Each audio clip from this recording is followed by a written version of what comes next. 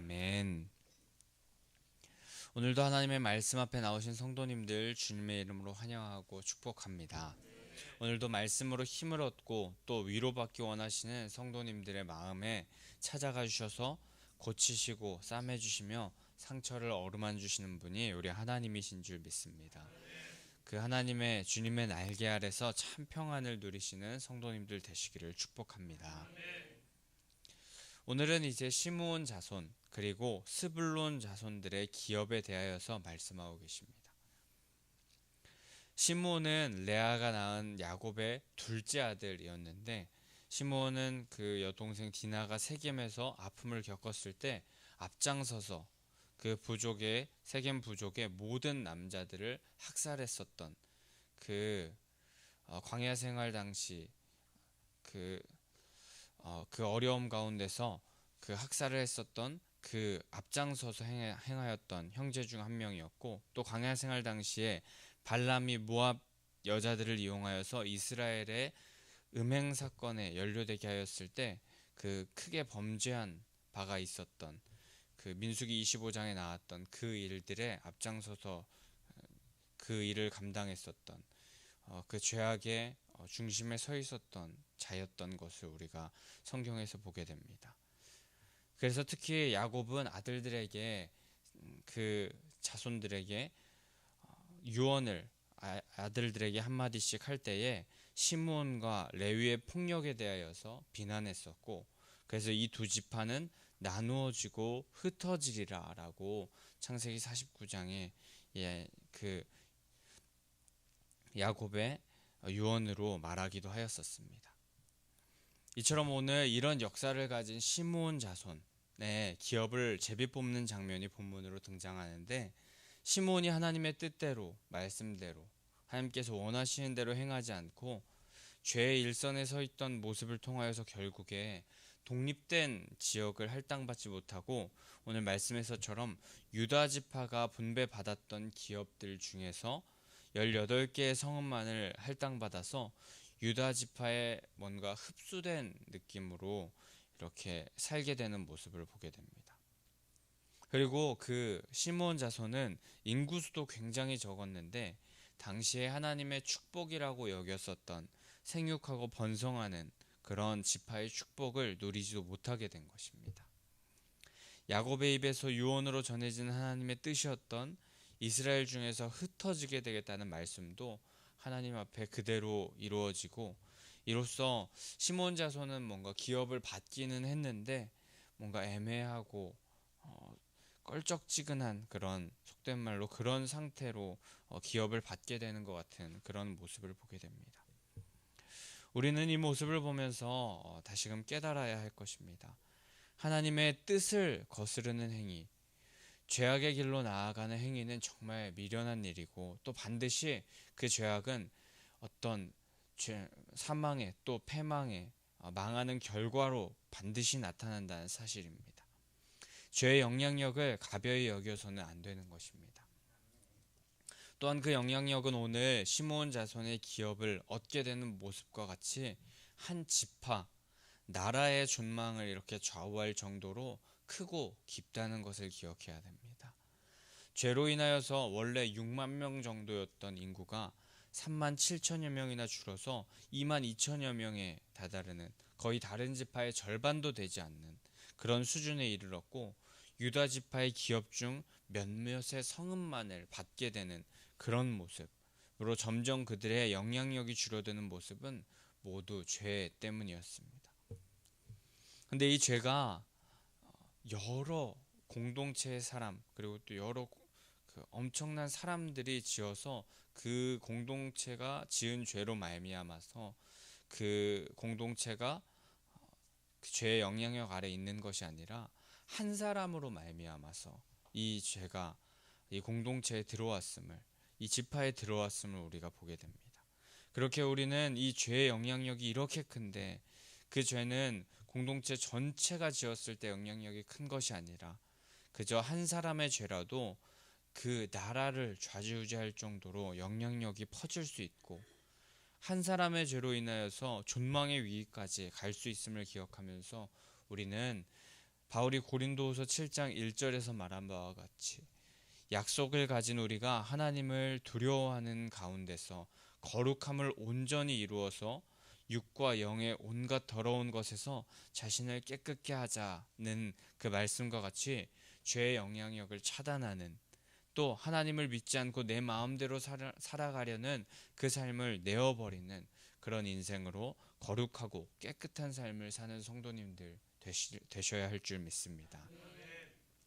오늘 이 새벽 그래서 기도하실 때에 우리 안에 있는 작은 죄악이라도 생각나는 것들을 모두 회개하고, 또 알지 못하고 지었던 그런 죄악까지도 소멸하여 달라고 기도하시면서 거룩하고 깨끗한 인생을 살기를 간절히 원하는 그런 성도님들 모두가 되시기를 축복합니다.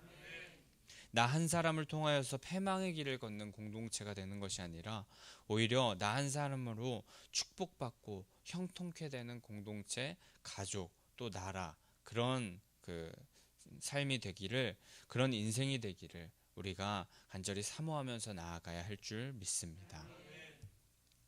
그래서 오늘 그 이후 본문 2절부터는 그 시므온 자손들이 받게 되는 기업이 어떤 땅인지에 대해서 말하고 있습니다. 그들의 죄악이 있었고 그 죄로 그 지파가 완전히 멸망할 수도 있었고 완전히 사라질 수도 있었겠지만, 하나님께서는 그들의 수를 남기시고 결국에 가나안 땅에 그들의 기업을 허락하시는 모습을 우리가 보게 됩니다. 끝까지 돌이키길 바라시면서 광야의 기간 동안에 하나님의 뜻대로 변화되어서 결국에 기업을 차지하길 원하시는 하나님의 마음이 담기는 것입니다. 우리도 죄가 있다 하더라도 깨닫고 돌이켜서 주님께서 원하시는 모습을 가지려고 힘쓴다면 하나님께서는 그런 자들을 끝까지 버리지 않으시고 다시금 한 걸음 한 걸음 하나님의 그 길을 걷게 하여 주시고, 결국에 하나님의 기업을, 땅을 점령케 하시며 귀한 하나님의 은혜를 받아 누리게 하여 주시는 것입니다. 하나님은 우리에게 고난과 어려움 속에서도 또 많은 유혹 속에서도 주님의 마음을 본받으며 그 마음을 헤아려 하나님의 길로 나아가기를 원하시고, 또 그렇게 행하는 자들에게 평강과 은혜를 허락하신다는 것을 우리가 반드시 기억하면서 우리에게 허락하신 기업에 이르기까지 우리가 죄와 사망의 세력에 무릎 꿇지 않고 영광의 면류관을 향해, 표대를 향하여서 달려나가는 자들 되어야 할 줄 믿습니다. 결국에 그들이 얻을 기업에 대해서 그 2절 이후부터 소개가 되는데, 브엘세바, 하살수알, 발라, 에셈, 엘돌랏, 부들, 그리고 호르마 등 이 18개의 성읍과 그에 딸린 마을들이 그들의 기업이 되게 되었습니다. 그런데 서두에도 말씀드린 바와 같이 1절부터 계속 나온 바와 같이 유다 자손의 기업 중에 일부를 할당받아서 거기서 기거하고 또 농사 지으면서 살게 되는 이 시므온 자손들의 모습을 우리가 보게 됩니다. 그런데 9절에도 다시 한번 그 말씀이 나오는데, 9절 이후에 유다 자손의 분깃이 자기들에게 너무 많으므로 시므온 자손이 자기의 기업을 그들의 기업 중에 받으니라 라고 그렇게 말씀하고 있습니다. 근데 이 말로 볼 때 유다 지파가 유다 지파의 그 정확하고 자세한 그 마음이나 의견, 생각은 정확하게 알 수는 없지만, 이 본문으로 우리가 생각할 수 있는, 또 풍기는 뉘앙스로 우리가 생각할 수 있는 것, 그것은 시므온 지파에게 이 기업을 나누어 줄 때 이 지파의 기업이 많았기 때문에 나누어 주는 것에 대하여서 그렇게 불만을 표하거나 싫어하는 듯한 모습을 보이지 않는 것 같습니다. 근데 고대 근동 사회에서는 이 땅이라는 것이 굉장히 생명과도 같고, 또 땅이라는 것은 또 그 지파의 재산과도 같은 그런 것이었는데, 유다 지파는 시므온에게 땅을 나누어 줄 의무 또한 없었는데도 흔쾌하게 이 유다 지파에게 땅을, 기업을 나누어 주는 모습을 보게 되는데, 이것은 바로 아름다운 나눔의 현장, 유다 지파가 그 하나님께서 주신 마음을 가지고 좀 자연스럽게 그리스도인이 행하여야 할 나눔을 하고 있는 모습을 보게 되는 것입니다. 이 모습을 보면서 사도행전 초대교회 성도들의 모습을 기억해 볼 수 있습니다. 사도행전의 초대교회 성도들은 자기의 소유를 팔아서 가난한 자들에게 나누어 주고 또 자기의 것을 주장하지 않는 모습을 이 사도행전 2장에서 보게 됩니다. 유다 지파도 또 사도행전의 초대교회 성도들도 이 나눔, 예수님의 마음으로 나눔을 하였는데 이것은 믿는 자들에게 굉장히 중요한 요소가 됩니다. 근데 이 나눔을 할 수 있는 것, 그것은 자신은 그런 모든 것을 가지고 있는 것, 그것이 자신의 것이라고, 내 것이라고, 내가 수고해서 얻은 것이라고 여기면은 이 나눔을 하는 것이 굉장히 어렵습니다. 모든 것이 하나님의 것임을 고백하며 하나님께서 우리에게 주셔서 우리에게 있는 것이니 이것을 어떻게 하면 하나님께서 기뻐하시는 곳에 하나님께서 우리에게 주셨는데 이것을 청지기적인 자세로 어떻게 사용할 것인가에 대하여서 그렇게 살 때에 자연스러운 나눔이 가능해집니다. 우리도 오늘 이 유다 지파 또 초대교회 성도들처럼 교회 안에서 또 지역 사회에서 그리고 친구 이웃들에게 아름다운 나눔의 자세를 가지는 사람들이 되어야 할 줄 믿습니다. 하나님께서 우리에게 허락하신 소유를 하나님께서 기뻐하시는 곳에 잘 사용하기 위해서 어떻게 살아가야 할지 청지기적인 자세를 가지고 그렇게 예수님이라면 어떻게 하셨을지 하나님의 마음은 어디에 있는지 그렇게 고민하면서 살아감으로 말미암아서 하나님께서 허락하시는 풍성한 은혜를 누리면서 살아가시는 성도님들 되시기를 축복합니다. 그리고 그 이후 10절부터는 스불론 자손들의 기업이 나오게 되는데 스불론 자손의 기업은 이스라엘 북쪽에 위치해 있었습니다. 그런데 그 북쪽 이사갈, 아셀, 납달리 자손 기업에 둘러싸여진 그런 모습으로 기업이 위치하여져 있었습니다. 그렇게 둘러싸인 스불론 자손의 기업은 이제 남쪽으로 사릿, 서쪽으로 용르암 앞 시내, 동쪽으로는 다브랏, 북쪽으로는 한나돈이 그 경계가 되어서 동그랗게 위치하여져 있었습니다. 그 경계 안쪽에 12개의 성읍과 마을로 그들의 기업을 차지하게 되었었습니다. 그런데 창세기 49장 13절에 야곱은 스불론 자손에 대해서 예언하기를 해변에 거주하게 될 것이다 라고 그렇게 말한 바 있었습니다. 또 모세도 바다의 풍부한 것과 모래에 감추인 보배로 그들이 풍요를 누릴 것이다 라고 그렇게 말했었습니다. 그런데 정작 그들이 있는 곳은 물과는 거리가 먼 곳, 이사갈과 아셀, 납달리 그리고 남쪽으로는 므낫세 지파로 말미암아서 완전히 막혀진 땅만 있는 그런 사면이 막힌 바다는 전혀 볼 수 없는 지역이었습니다. 그런데 하나님께서 말씀하신 것이 틀릴 때도 있구나라고 생각할 수 있는데 절대 그렇지 않습니다. 하나님의 말씀은 그 약속은 절대 어겨지지 않는 반드시 준행하시고 성취하시며 이루시는 분이십니다. 그 말씀이 어떻게 성취됐냐 하면은 무역이 발달한 이 스불론 자손은 지중해 연안 항구 도시를 빈번하게 왕래하는 그런 일을 하게 되었고 그곳에 상주하는 이 스불론 자손들이 많았었다고 합니다.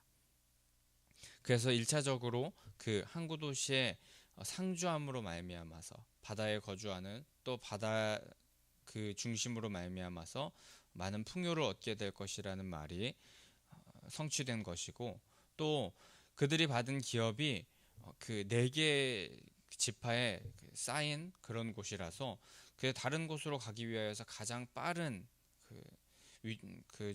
그 도로가 이 스불론 자손의 땅으로 말미암아 있었기 때문에 자연스럽게 교통의 요지가 되고 무역의 중심지가 되어서 그렇게 다른 나라로 가기 편리한 중심지가 되어서 그로 말미암아서 또 이 신명기 33장 모세의 예언처럼 바다와 모래의 보배로 풍요를 누리는 일이 가능해졌었던 것입니다.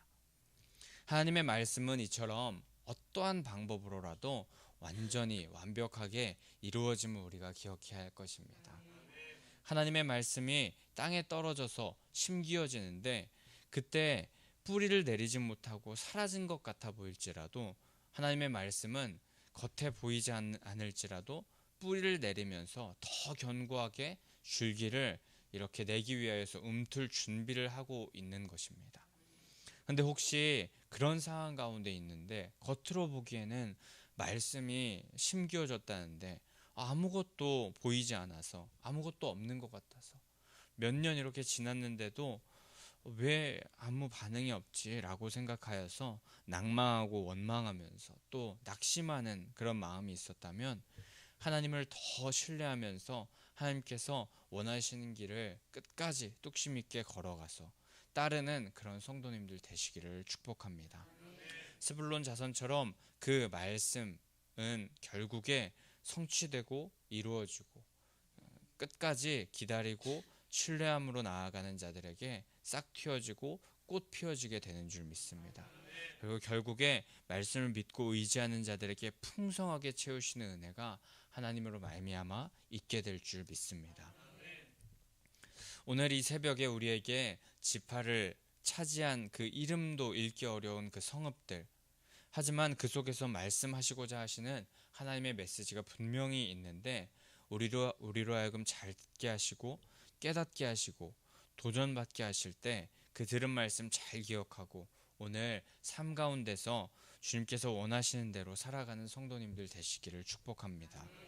오늘 말씀을 통하여서 특히 기억해야 할 것, 그것은 죄를 회개하고 거룩하고 깨끗한 삶으로 살아가야 한다는 그 우리가 항상 기억하고 있지만 다시금 말씀하여 주시는 이 사실, 또 우리의 소유를 내 것으로 여기지 않고 주님께서 우리에게 잠시 맡겨주신 청지기적인 마음으로 나아가며 그렇게 주님께서 허락하신 것으로 여겨서 주님을 위하여서 사용해야 한다는 것, 또 하나님의 말씀은 어떤 방법에서라도 어떤 상황에서라도 반드시 이루어지는 말씀임을 믿고 끝까지 주님의 말씀을 붙잡고 신뢰하며 나아가는 그런 삶이 되는 것, 그런 삶을 우리가 살아가야 되는데 이 모든 것 우리가 노력해서 내 힘과 내 노력으로 하려고 할 때 잘 되지 않는 것 같지만, 잘 안 되지만 십자가와 부활로 다 이루신 그 승리의 주님 믿으면서 성령님을 붙잡고 나아갈 때에 누리게 하시고 승리하게 하여 주신다는 사실 우리가 기억하여서 성령님과 함께 주님께서 보시기에 합당한 삶을 살아가는 성도님들 되시기를 간절히 소망합니다. 결국에 믿음이, 그 하나님을 믿는 믿음이 이기는 줄, 승리하는 줄 믿습니다. 오늘도 부활의 주님 말미암아서 이 삶 가운데서 패배하고 또 넘어지는 것 같은 인생 가운데서도 다시금 일어나서 승리의 길로 그 표대를 향하여서 달려나가는 인생 사시는 성도님들 되시길 간절히 소망하고 축복합니다. 우리 그럼 이 시간에 함께 246장 찬송하신 후에 우리 말씀 기억하면서 함께 기도하며 나아가도록 하겠습니다. 246